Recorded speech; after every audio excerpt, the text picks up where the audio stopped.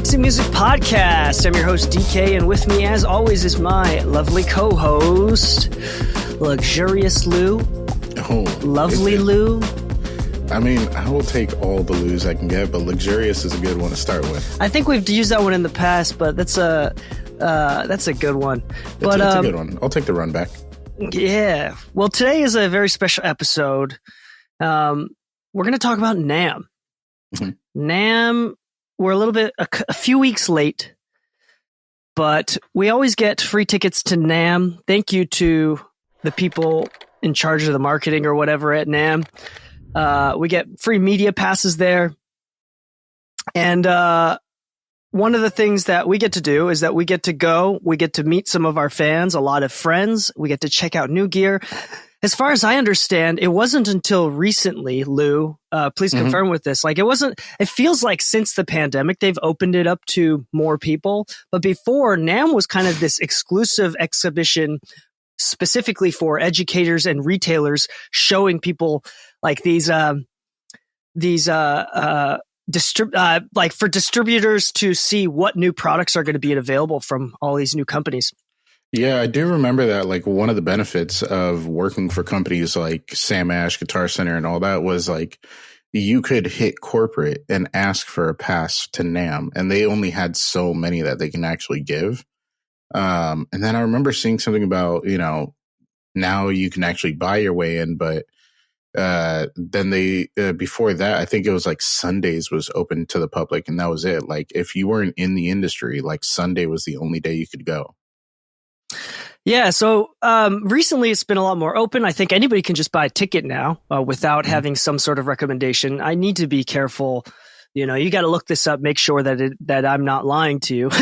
Yeah, that's why I remember, like, back in 2013 working at like Sam Ash, like being like, oh my God, I can't believe I actually got in. I'm going to go. And like they would see the pass and they would see that you're like a staff member, and they'd be like, oh, that's how this guy got here.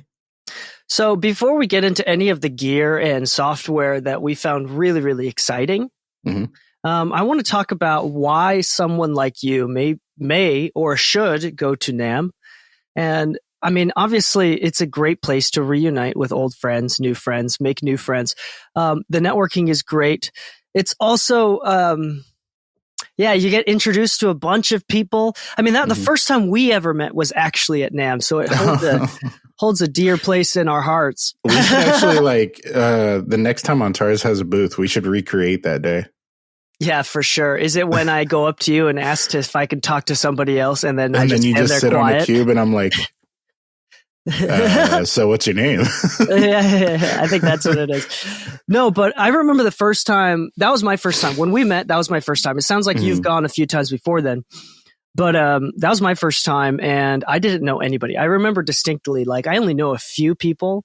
And the last few years that we've been going, just living here in LA, it seems like I can't get to any booths without bumping into somebody that I know. So it's like it's a very cool thing, just meeting people, getting to see people. And the more regularly you go, I feel like the more people you get to know, and slowly you start to feel more a part of an industry.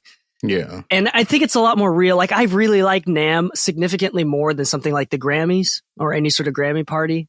You get to meet a lot more engineers. It's a lot more low key. I mean, every year I get to hang out with last year I got to hang out with Manny Marroquin. This year I got to hang out a little bit with Tony Maserati. CLA's there every year. Andrew Sheps is there almost every year.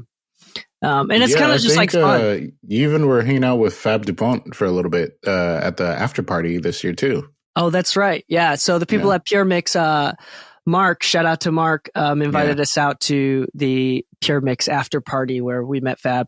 But anyway, it's a really good event. It's great to just meet people. We do highly recommend you go. Check out the new gear as well. And every year, Lu and I, we spend a lot of time in the pro audio section, obviously, with a little bit of running around in other sections. But there's a few products that I want to talk about, and I'm sure, Lu, that you remember a few standout products. And I think we have a few of the same ones. Yeah, that probably stand out. But is there anything that anything that stood out to you that you're really excited for this year? NAMM vendor wise, right? Yeah, anything. Yeah, any of the booths. Okay. So this is going to sound weird, but I finally got to get my hands on the DM7 from Yamaha. It's their new live console, which is like, I'll put it this way. We spent $30,000 just on the console and another $14,000 on the snakes for the one at the venue that I was the head engineer for, right? This console just came out at the same exact price point, and it makes me wish we waited 8 months because we didn't know it was coming out. And after playing with it, I'm going to put it on my tech writer moving forward for every concert I'm engineering. Like, what about this console is exciting to you? Well, I can't really I don't know much about live consoles, to be honest. But you know about like Dante connectivity and stuff like that. Yeah. So the idea that you can run redundant runs, just like 2 Ethernet cables, just to make sure that you have solid connection in case one drops out or gets cut for whatever reason, is so amazing that you can run like 128 channels on a single console, 96 kilohertz, 24-bit, through a single Ethernet cable, right? And then aside from that, you can actually do DSP processing from like Rupert Neve and everything. You can do Slate trigger and all that kind of stuff running on the console. Not natively with Slate, but you can actually patch in your computer and just run Dante inserts. So you can use your plugins. You can use Pro Tools as an insert. You can even use the Universal Audio rack processors that they did with Soundcraft and just plug it in Dante or MADI or whatever connectivity you want.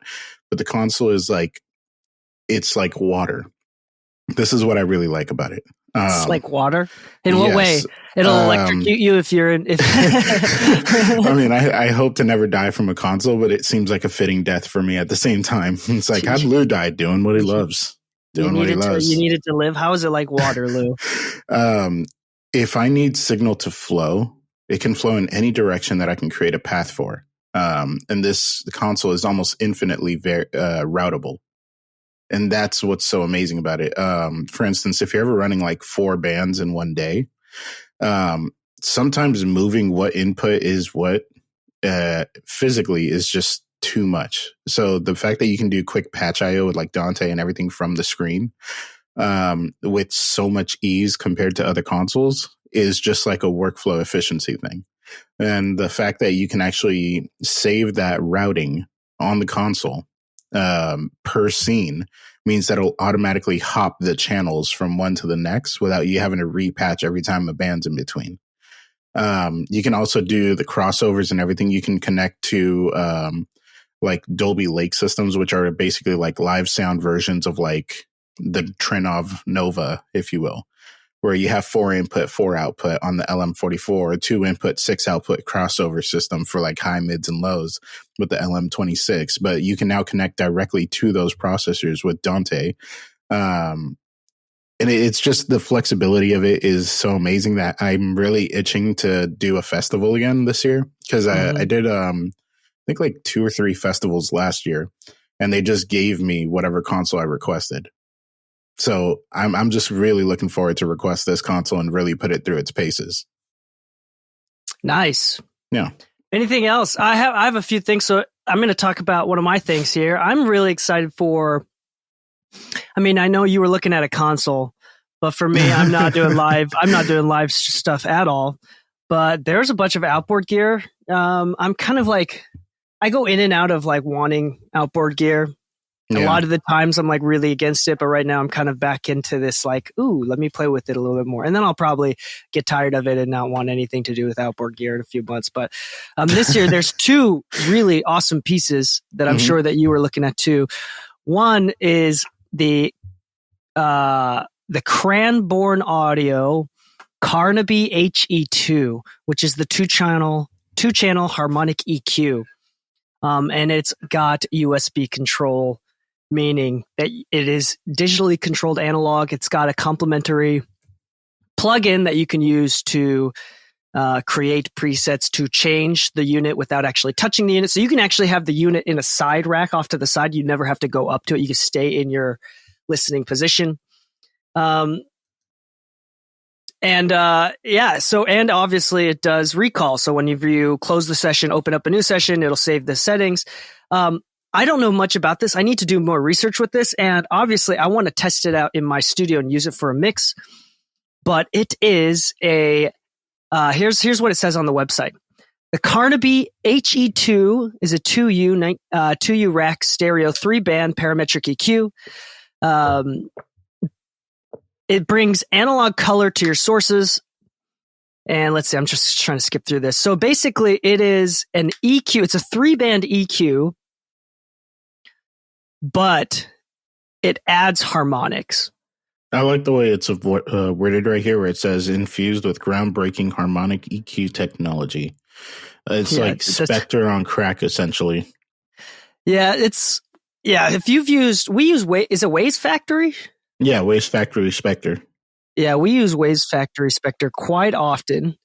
It seems like it's a little bit different because this is actually like the Spectre is not analog. No, I think it does have some like phase related EQ going on as well, but it's mostly harmonics.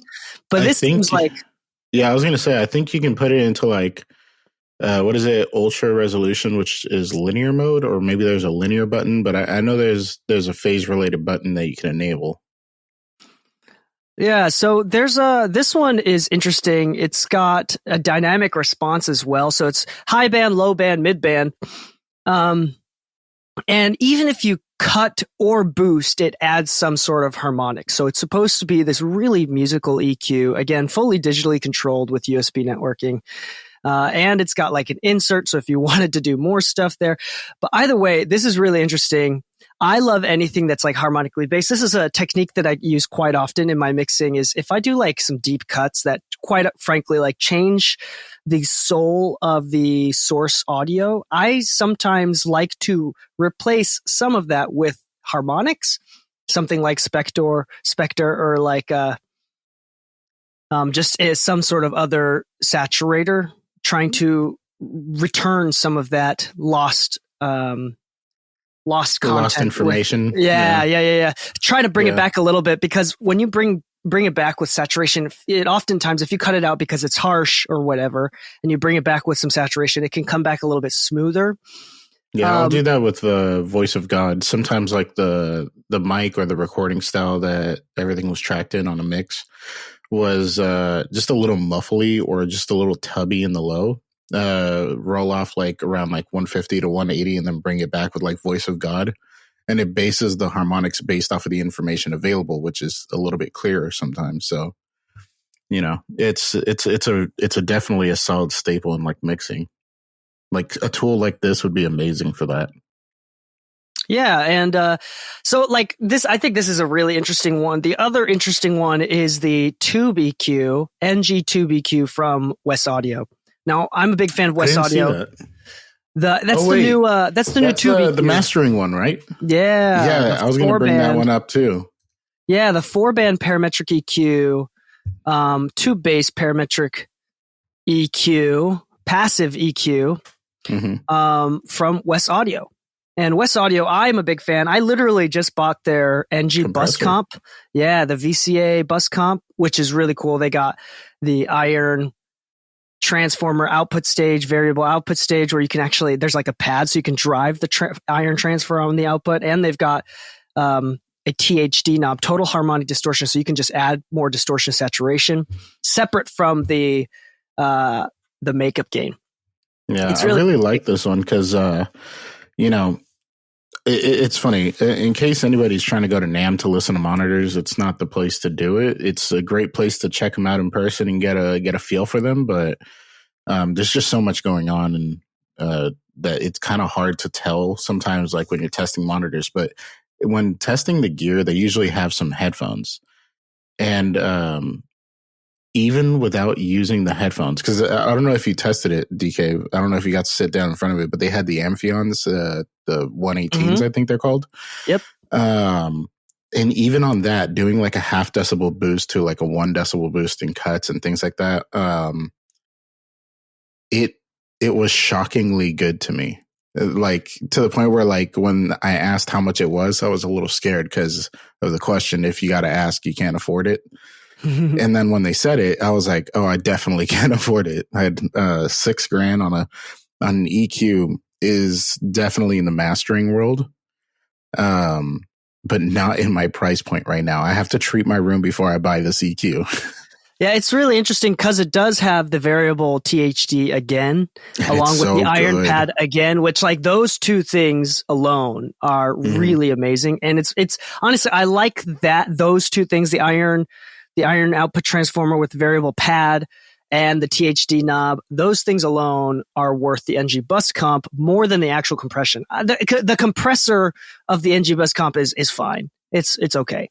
It's the iron transformer and the THD knob that makes it amazing. So I'm sure, yeah. And I couldn't really tell, like, again, you said it right. Like at NAMM, everything is just so damn loud. It's not an ideal space. It's just an open floor with everybody making noise. So you can't really tell if something's really good or not. I just remember it being really fun to play with. Yeah. And I remember trying that THD knob and it works fantastic. And I remember how flexible it was and how much you can actually change the parameters. Again, how beautiful it was, things of that. And again, it's all USB controlled or Ethernet controlled through a network. And it has a complementary plugin, so you can actually leave it off to the side, never having to touch it. You don't have to do recalls because if you insert the plugin, it'll open up the session and recall to the exact settings of the plugin in the session. So it is fantastic. And I'm a huge fan of Wes Audio. They have a bunch of 500 series units as well. I think my next piece of gear that I'm going to be getting is also going to be from Wes Audio is the 1176. Yeah, it's not new, but I'm a huge fan of 1176s. And if I can have digitally controlled, and those also have variable THD, like how much distortion you want. There's also a pass through. So they have a version where it turns off the compressor and it's just like a noise box or like a color box. So, there's just so much that I love about Wes Audio. I think they're doing a really great job. I really am invested emotionally into this digitally controlled analog domain. I do think maybe there's another direction that we can go in the future, but for what we have right now, I'm just really invested in this technology as like, I think it should be the new baseline. I think it should be every company that continues to create analog should have digitally controlled versions of it at the very least as an option. I'm sure that the before Bettermaker, there was other companies doing this already. I'm sure. But I know that Bettermaker was like the one that really popped off and like did pretty well. And I don't know if you remember, but they had faceless units for a while. Like they were all 500 series, like bus compressors and EQs and things like that. And all it was a 500 series faceplate that was blank that said Bettermaker and a USB port on it. And that was it. Yeah, I don't remember who exactly made it first, but there's let's see, the companies that I remember that are doing it right now is Wes Audio, is Bettermaker. Mic DSP has their green boxes. The APB 16 and 8. Yeah. Which is just circuitry. It's literally just circuits, and it's through Thunderbolt. It converts the digital signal to analog, goes through the circuit and goes back into digital, and it's just a plugin. And then also Tegler has some units. So I have the Shorecraft machine here in my desk, which is a Ethernet controlled device through a plugin. But they also have the Creme RC remote controlled version. And then they have their reverb unit that's also remote controlled. So there's this sort of like remote controlled or digitally controlled hardware where it actually goes through analog circuitry, but is controlled via digital domain. I really think is the future. I think it should be the new baseline. And I'm really excited to see that. Cranbourne Audio just entered that scene as well with the last plugin. But Lou, there is a plugin that I saw that is not released, two plugins that is not released that I want to talk about real quick. One is from our good friends at the creators of Golfos is Sound Theory. And I don't know if you saw their plugin. They don't have anything about it. I think it was just kind of like this release, and I think it wasn't even a beta version. Like it was like still being released. It was just released. Like a concept. Yeah, it was like a concept. I think the demo that they were releasing was just a graphic. I don't even think it was like a working plugin. Yeah, there's nothing on their website for it. Yeah, I'm looking for it right now too. So this is just off of memory here, but I know the people at Sound Theory are in the middle of developing a harmonics, a saturation plugin, variable types of saturation, plug in a few parameters. There's this little bit of automation going around, just like the Golfos plugin, where it's going off of listening curves and things of that nature. Automatic EQ. I think it's something similar, but the idea, I remember talking to the person that was doing the demo, and they said that it'll be great in conjunction with the Golfos, because the Golfos will kind of potentially cut with EQ, however you decide to use it. And then you can use this plugin to boost back again some of those spots that are missing to help bring back that natural sound. I thought it was a really interesting concept. I'm excited to hear more about that. But again, there's nothing on it right now, so I can't speak more about it. The thing that I'm also excited for is, I don't remember if you know Oak Sound. Oak Sound? Yeah. Oak Sound from, I think it's actually Oak Sound or something like that. I don't remember what they called it, those Finnish people. But this is the same company that makes Soothe, as well as, what else do they make? Bliss? Is that what the other? Spiff. No, Spiff. Yeah, Soothe and Spiff. Yeah. So you've probably heard of Soothe. But Bloom is really interesting, kind of taking the same sort of technology there. It is a dynamic EQ. It's basic. I don't want to compare like this, but it's a dynamic. It's an EQ or a dynamic EQ, and there's a couple settings that you can use it for, but it's split into 4 bands. So it's like a Golfos, kind of like a Golfos, except you can cut or boost within 4 bands. So you can say boost in this band here, centered around 250 hertz.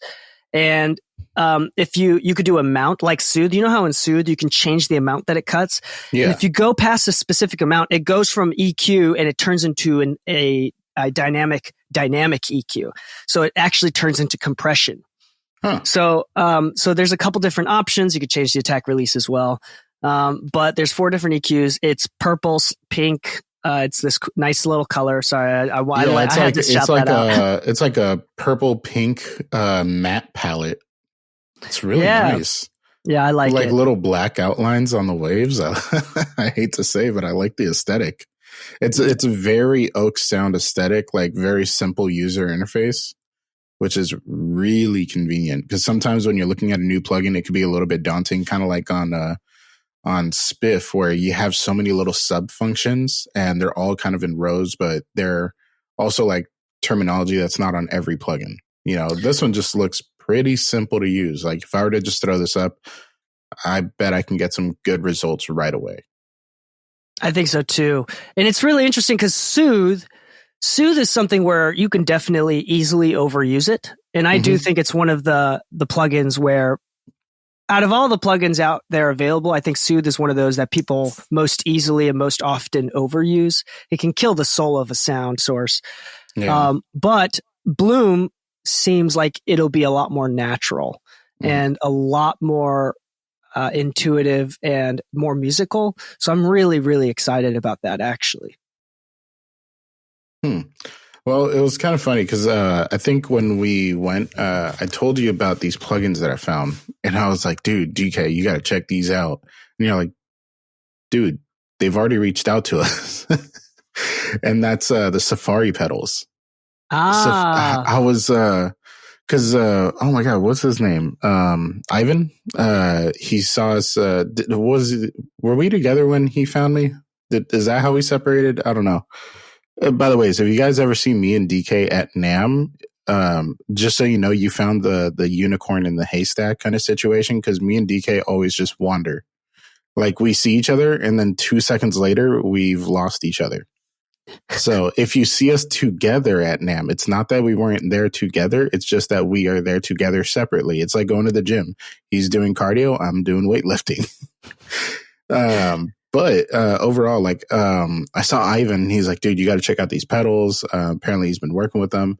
And at first I thought, I'm like, okay, plugins in the form of pedals. I don't know. I'm curious. And sure enough, they had a couple different genres to play with. And we loaded up the rock one because I was like, well, let me see what this does on drums and stuff. And let me see what it does on like bass and see how far they can go. And I gotta say, like 3 or 4 of their plugins just had me instantly blown away. And then to see that it's like, I think it's like $150 for the full bundle. They were so cheap. It's on sale right now. It's $110 for everything. And they were so good. And that's kind of like what I like about NAMM. Like sometimes you're just saying hi to friends and then they're like, hey, have you checked this out? For instance, I don't think as I mentioned before, I'm not a fan of like testing speakers at NAMM. But if what I heard from Key Audio's full stack at NAMM is the bad listening situation, then I'm really curious to hear them in a good listening situation. Like I was thoroughly impressed at what I heard over at Key Audio, but those pedals were significantly more impressive because I had the same reaction, except it costs like 1,000 times less to own. The pedals. The pedals, yeah. Yeah, that was cheaper to own than the Key Audios, and I had the same reaction to my experience to both of them. One of them finding out like, okay, this is really good. How much is it? Like $300-$400 for the bundle. When they told me it's like, oh, with NAMM you get 10% off plus this, that, it comes out to like $130. I'm like, why is it so cheap? Why is it so many plugins for so cheap and they're all so good? And so we did do an episode about it. Mm-hmm. The 3 that we got are Gorilla Drive, the Flamingo Verb, the Time Machine. Yeah. Yeah, I Which think is there was their those delay, 3. I believe, right? The Time Machine is compressor and filters, so you kind of give a vintage tone to it. But there's a bunch more. They've made a ton more since we've last talked, and I'm excited to see where they go, and I need to try their new stuff. But they're a cool company, something to look out for. You really like their stuff? I really liked it. Like, I didn't know that we had been working with him. At least, no, I knew about him, but I didn't look that deep into it because you know how it is. You get stuck in your ways. You know the plugins that you know, and sometimes you're just not ready for a new plugin right away. So when I actually sat down and was just listening just to listen, I was just blown away in that moment. Like I wasn't trying to solve a problem. I was just being creative with them. And it was a perfect creative tool. Yeah, this company feels like it's going to be in the same domain as Sound Toys, where it's mixing tools, but for like more like production based mixing tools. Exactly. Where I think these are actually a little bit more mixer friendly than Sound Toys. Sound Toys only has like a few mixer friendly plugins. Yeah, it's kind of funny because like I know a lot of people like Decapitator, and it definitely holds its ground when it comes to versatility, but it also is very lacking in flexibility at the same time. I'm actually, I take back what I said. Like Sound Toys, actually, a lot of them are mixing friendly. I was just thinking, I was just looking back on them. I use a lot of them. There's like only Crystallizer is really in depth. Yeah, when you think about like Radiator. Yeah.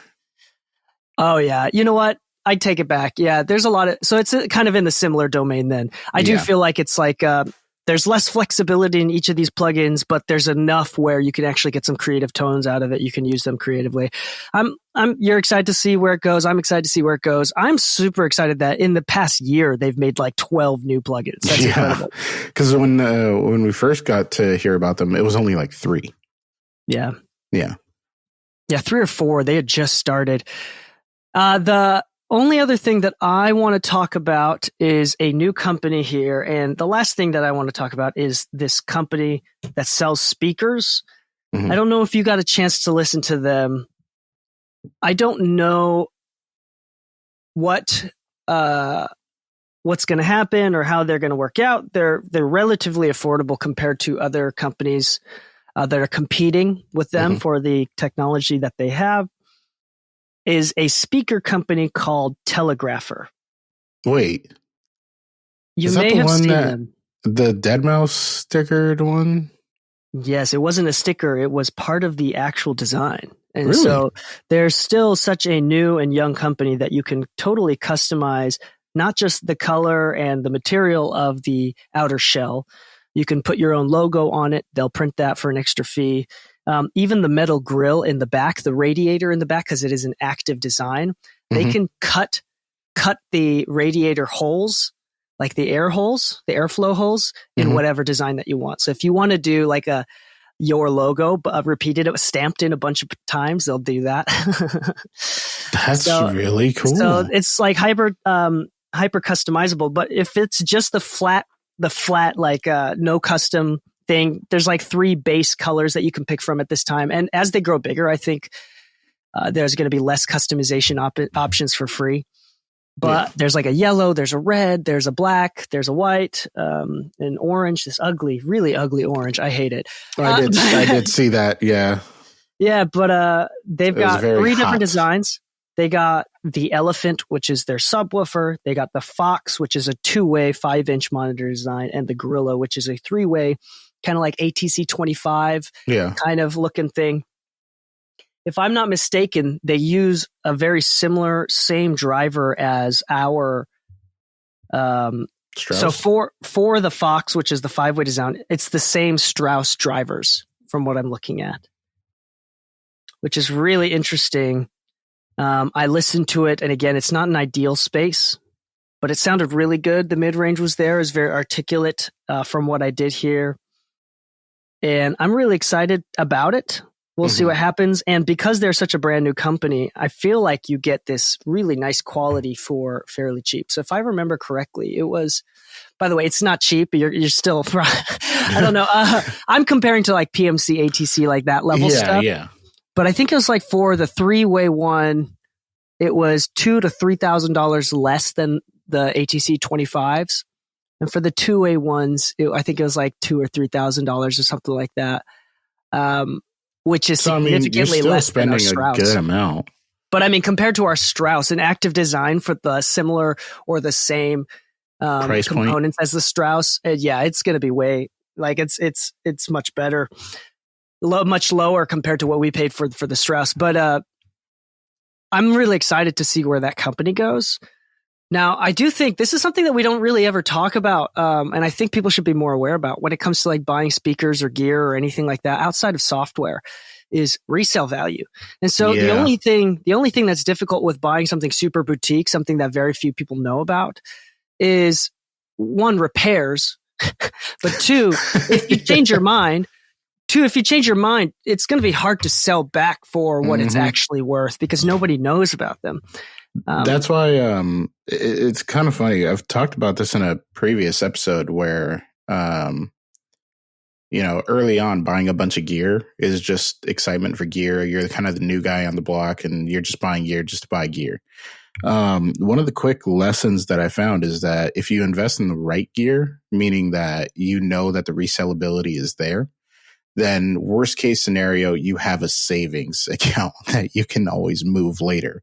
And if the resale value is high and demand for these things are also high, then you run a lower risk than buying, I don't know, like an Orban EQ where very specific people, usually only engineers that are really into gear, and it has to be old gear and it has to be well maintained are into that. And if yours isn't well maintained, then, good luck selling it for anywhere what you paid for it. Boutique brands are very hard to sell. Like some brands like PMC, ATC, I don't think I would even argue Strauss just yet. I think Strauss is on the come up of like brands that will retain their value and be a little bit easier to sell in the future. You can always buy used ATCs. Yeah, you can always buy used ATCs. You can't always buy used Strauss. And because of that, they have a good resale value, but they're hard to find on the market, which is why the value is good. Yeah. But if it was a saturated market like PMCs, you can buy them used for cheap. Compared to what they sell for brand new, you can buy them cheap. If you were to buy a Gorilla brand new right now, and you get it customized with your own stickers, let's say your own company logo stamped, like in the reference idea. Oh, if you customize it, it's fucking low. It's going to be way low. It's going to be like a third, because they're going to have to refinish it. They're going to have to buy it, send it back to Telegraph, and be like, hey, can I get a different housing look? Yeah, it's just not worth it. Yeah, so with customization, you have to, or anything boutique or customization, or like even DIY stuff. There's a lot of DIY companies out there.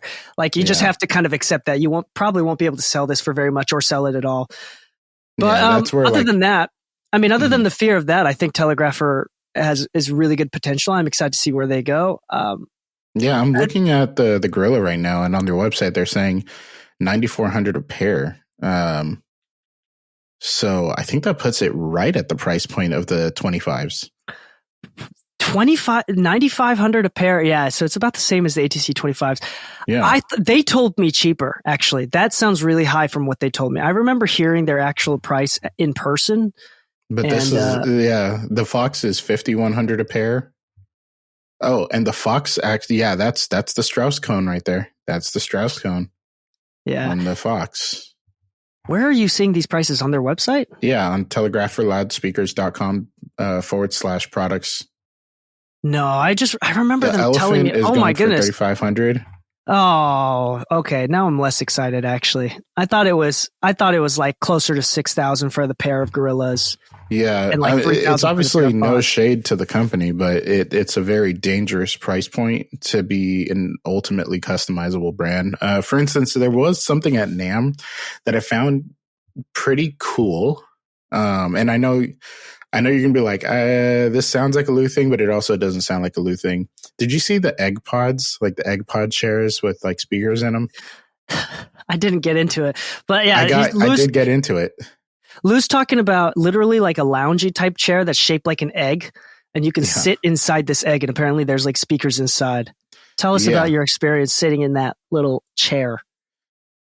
I don't think I'm ever going to be sponsored by them, but I also don't want to create unnecessary tension. But I think there's a lot of room for improvement in the sound quality that they're selling you on them. Because once I heard that chair was $10,000, and I sat in it, my initial instinct was like, this better be like the most THX experience I've ever had. I should want to play Halo all over again. I should want to play Call of Duty for the first fucking time of my life, just to hear the gunshots ringing off. What was the name of the?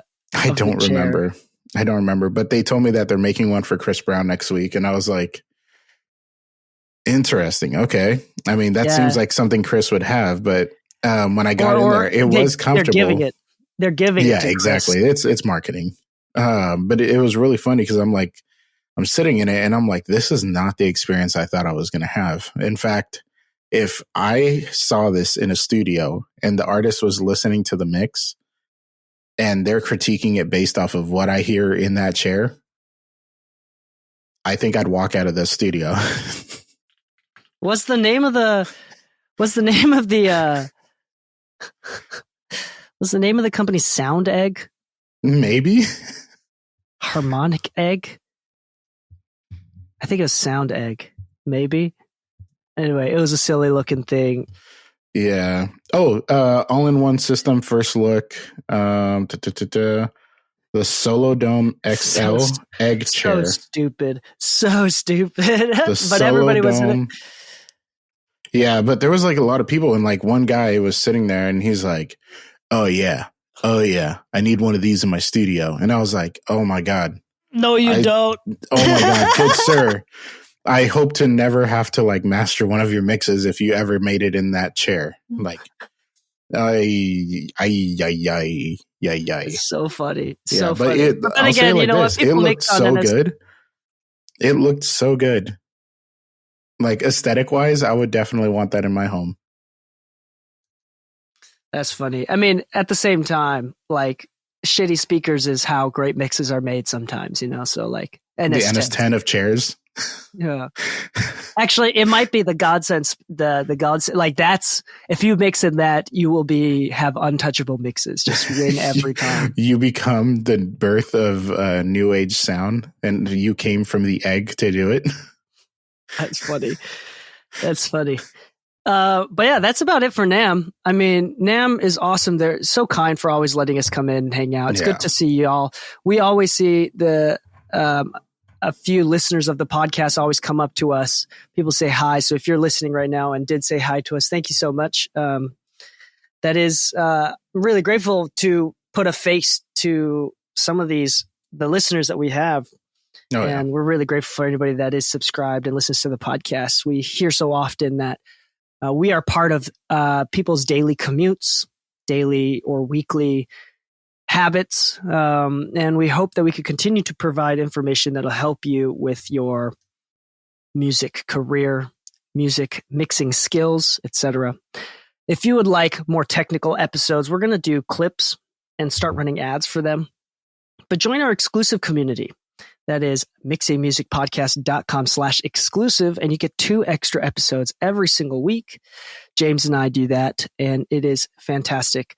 So go ahead and check that out. Once again, that's mixingmusicpodcast.com/exclusive. If you are interested in other things, we have a bunch of sponsors. Go to mixingmusicpodcast.com. We have like free PDFs, so many free things. Just go to the website, check it out, browse around. I mean, we're paying for the domain, so you might as well just check it out. Make sure that make our money worth. Make our money worth. And on that note, thank you so much for listening. If you do like these episodes, if you do like the content, please give us a 5-star rating on whatever platform that you're listening on. And thank you so much. Happy mixing, my friends, and stay saucy.